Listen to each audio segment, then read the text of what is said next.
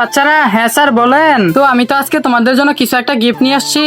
আরে কি gift sir? দাঁড়াও বাচ্চারা, তোমাদেরকে এখন দিতেছি, এই নাও। আরে স্যার এগুলা কি? বাচ্চারা এগুলো হচ্ছে জাদুর খেলনা। আরে স্যার তাহলে বলেন এগুলা কিভাবে কাজ করে? বাচ্চারা তোমরা এই খেলনাগুলোকে রূপ বদল করতে বললে ওরা তো রূপ বদল করে ফেলবে। তাহলে স্যার আপনি একটু রূপ বদল করে দেখান তো। না বাচ্চারা, ওই ম্যাজিকটা তোমরাই করে দেখো।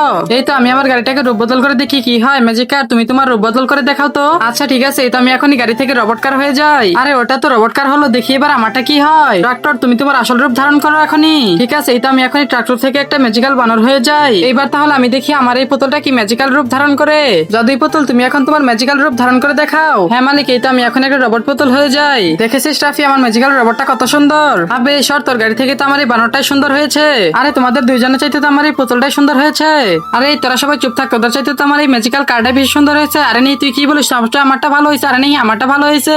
আরে এই তোমরা সবাই ঝগড়া করা বাদ দাও। আরে এই ঝগড়া করা বাদ দিতে বলতেছে, দাঁড়া। বন্ধুরা তোমরা সবাই লাইক সাবস্ক্রাইব করে দিয়ে কমেন্টে বলে যাও কোন গিফটটা ভালো হয়েছে।